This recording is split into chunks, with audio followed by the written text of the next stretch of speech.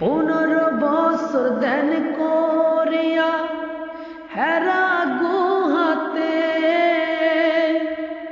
দয়াল রাসূল ধন্য দরায় তোমার সাক্ষাতে। তুমি সেই অমূল্য ধন, সাধকের সাধন কালে পুরাও তুমি মনের ব্যথা আপন কথা বলে।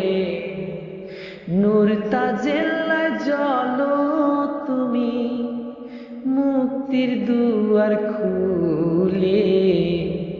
সবে কদরের কদর তুমি আসলে মানব রূপে, মুখে